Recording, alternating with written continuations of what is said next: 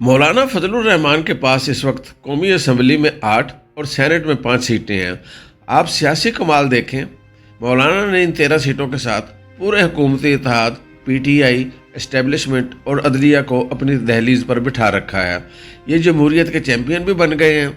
ये इस वक्त मुँह से जो भी लफ्ज़ निकालेंगे वो आध घंटे में पूरा हो चुका होगा, जबकि इनके मुकाबले में इमरान खान के पास कौमी असम्बली में 90 और सैनेट में 17 नशिस्तें हैं और केपी में इनकी 2/3 अक्सरियत के साथ तारीख की मजबूत तरीन हुकूमत है और इन्हें जनरल ज़ियाउल हक और जनरल मुशर्रफ से ज़्यादा अदलिया की सपोर्ट हासिल है। लेकिन ये इसके बावजूद जेल में पड़े हैं, लिहाजा फिर सियासतदान कौन होगा? वो मौलाना फजलुर रहमान जो पीटीआई की क़यादत को अपनी इमामत में नमाज पढ़ा रहे हैं, या फिर वो इमरान खान जिनकी तमाम उम्मीदों का मरकज़ इस वक्त मौलाना है। मेरा ख्याल है तमाम सियासी जमातों को मिलकर मौलाना के नाम से मुल्क में सियासत की पहली यूनिवर्सिटी कायम कर देनी चाहिए और इस यूनिवर्सिटी में दाखिला ले लेना चाहिए। इमरान खान को भी ऑक्सफोर्ड यूनिवर्सिटी के चांसलर का इलेक्शन लड़ने की बजाय मौलाना की यूनिवर्सिटी की क्लर्की के लिए अप्लाई करना चाहिए। क्योंकि मुल्क में इस वक्त सियासतदान सिर्फ मौलाना है, बाकी सब रेलू कट्टे साबित हो रहे हैं। ये इशू उस वक्त स्टार्ट हुआ जब इमरान खान ने जेल में जस्टिस मंसूर अली शाह, जस्टिस मुनीब अख्तर और जस्टिस याहिया आफरीदी से उम्मीदें वाबस्ता कर लीं। उन्होंने जुलाई में कहा, अक्टूबर के आखिर में जब जस्टिस काजी फ़ायज़ ईसा रिटायर हो जाएंगे और justice Mansoor Ali Shah chief justice बन जाएंगे तो 8 फरवरी के इलेक्शन पर जुडिशल कमीशन बन जाएगा। कमीशन फार्म 45 और फार्म 47 मंगवाएगा और ये हुकूमत ख़त्म हो जाएगी। लिहाजा पार्टी नए इलेक्शन की तैयारी कर ले। इमरान खान के इस दावे के 2 नताइज निकले। जस्टिस मंसूर अली शाह जैसा दबंग जज भी मुतनाज़ हो गया। ये अब अगर चीफ जस्टिस बनते हैं तो आप खुद सोचिए, क्या ये चाहते हुए भी जुडिशल कमीशन बना सकेंगे? क्या ये इमरान खान को रिलीफ दे सकेंगे? और अगर ऐसा हुआ तो आज की हुकूमत और मुस्तकबिल की अपोजिशन ये बयान कौम के सामने रखकर बार बार सवाल करेगी, इमरान खान को जुलाई और अगस्त में कैसे पता चल गया था नवंबर 2024 में जुडिशल कमीशन बनेगा और हुकूमत चली जाएगी? लिहाजा हमें मानना होगा कि इमरान खान ने जस्टिस मंसूर की पोजीशन नाजुक बना दी। दूसरा नतीजा, हुकूमत डर गई और ये अब आइनी तरामीम का एक ऐसा पैकेज लेकर फिर रही है जिसका मकसद जस्टिस मंसूर अली शाह को रोकना और अदलिया को हुकूमत या पार्लियामेंट के मातहत बनाना है। और हुकूमत इस कोशिश में आइन, अखलाकियात और दिमाग तीनों का तवाज़ुन खो बैठी है और ये उस टारगेट के लिए अब क्या क्या नहीं कर रही।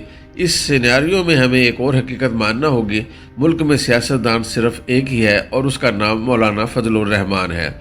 इमरान खान 10 साल मौलाना को डीजल कहता रहा। ये स्टेज पर खड़ा होकर मौलाना की नकलें उतारता था। इसने 10 साल मौलाना से हाथ नहीं मिलाया, लेकिन आज पीटीआई बार बार मौलाना के दर पर जाती है। मौलाना हंसकर उनकी दरख्वास्त सुनते हैं और आखिर में अपनी इमामत में उन्हें नमाज पढ़ाते हैं, तस्वीर बनवाते हैं और उसे मीडिया में रिलीज़ कर देते हैं। आज आरिफ अलवी, असद कैसर, गौहर खान, इमरान खान और सलमान अकरम राजा दिन रात मौलाना की जमहूरियत पसंदी की तारीफ़ करते नहीं थकते। और आप कमाल देखें, मौलाना ने अभी तक पीटीआई के साथ कोई वादा नहीं किया। ये बस इन्हें चारा बनाकर, इन्हें दिखाकर रोज़ हुकूमत को डरा देते हैं और हुकूमत दौड़कर इनके दरवाजे पर पहुंच जाती है। मौलाना को शिकवा था आसिफ अली जरदारी और मियां नवाज शरीफ इन्हें इस्तेमाल कर गए। पीडीएम मैंने बनाई, इमरान खान के खिलाफ अदम एतमाद मैं लेकर आया और एस्टेब्लिशमेंट को भी इमरान खान से दूर मैंने किया। लेकिन इलेक्शन के तमाम फ़वाइद इन दोनों ने समेट लिए। मुझे इन दोनों ने पूछा तक नहीं। लिहाजा ये जरदारी साहब और मियाँ साहब दोनों से नाराज़ थे।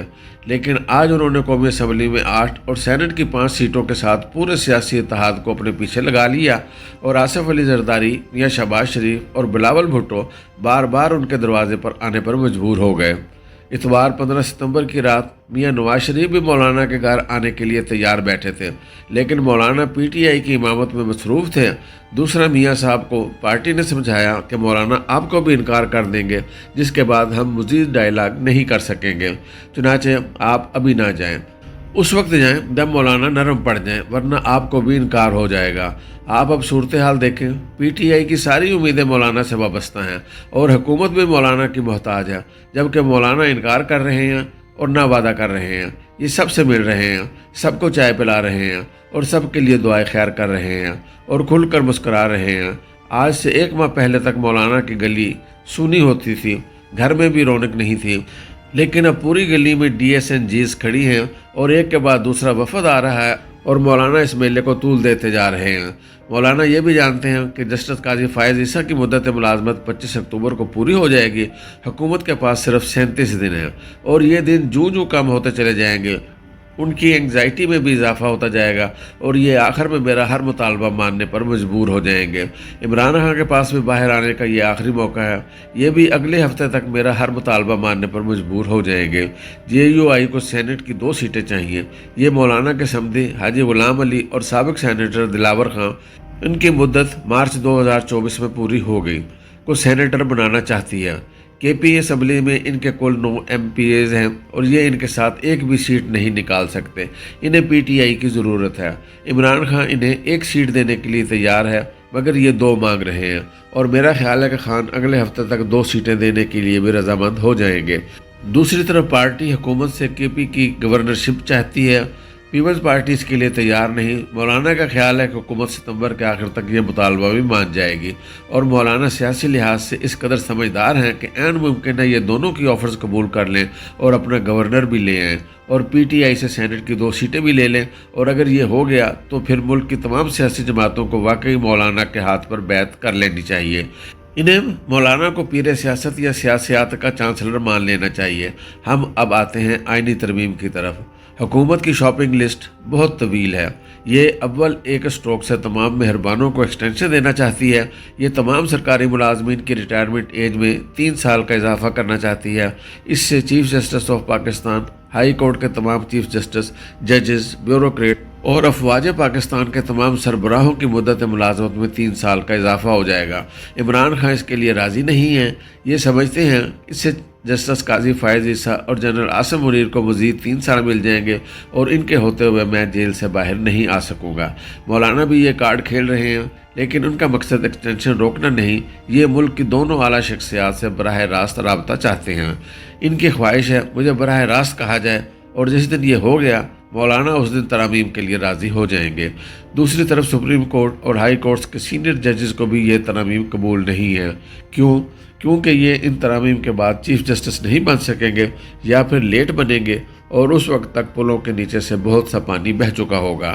دوسرا، حکومت ایک ایسی آئینی عدالت بنانا چاہتی ہے جس میں تمام آئینی مقدمات شفٹ کر دیے جائیں اور یہ عدالت سپریم کورٹ کے ماتحت بھی نہ ہو، یعنی کہ یہ اپنی حیثیت میں سپریم کورٹ ہو۔ اس کے نتیجے میں وہ تمام آئینی مقدمات سپریم کورٹ سے نکل جائیں گے جن کا عمران خان کو فائدہ ہو رہا ہے یا ہو سکتا ہے۔ سپریم کورٹ میں اس وقت ان ججز کی تعداد زیادہ ہے جن سے عمران خان کو فائدہ ہو رہا ہے یا ہو سکتا ہے، اور حکومت ان ججز کا زور نہیں توڑ پا رہی۔ اس زور کو توڑنے کا واحد طریقہ آئینی عدالت ہے اور یہ اسے ہر صورت بنانا چاہتی ہے۔ حکومت آئین کے آرٹیکل 63 میں بھی تبدیلی کرنا چاہتی ہے تاکہ یہ عمران خان کے MNA اور سینیٹرز توڑ کر ترامیم منظور کرا سکے۔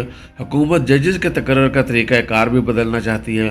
یہ ججز کی تقرری کا اختیار چیف جسٹس حضرات کے ہاتھ سے نکال کر حکومت یا پارلیمنٹ کے ہاتھ میں دینا چاہتی ہے تاکہ یہ اپنی مرضی کے ججز لا سکے، اور یہ ہائی کورٹس کے ججز کو روٹیشن پر دوسرے صوبوں میں بھی بھجوانا چاہتی ہے تاکہ اسلام آباد ہائی کورٹ کے ججز کو کوئٹہ اور سندھ بھجوایا جا سکے، جن کی وجہ سے عمران خان کو روزانہ ریلیف مل رہا ہے، اور یہ سب کچھ اس وقت مولانا فضل الرحمان کے بغیر ممکن نہیں۔ لہٰذا حکومت بھی مولانا کی امامت و نماز ادا کرنے کے لیے ان کے گھر پہنچ جاتی ہے اور PTI بھی، اور ان قریب اسٹیبلشمنٹ اور عدلیہ کو بھی وضو کرنا پڑ جائے گا۔ لہٰذا سوال یہ ہے پھر اس ملک میں اصل سیاستدان کون ہے؟ کیا اس کا نام مولانا فضل الرحمان نہیں؟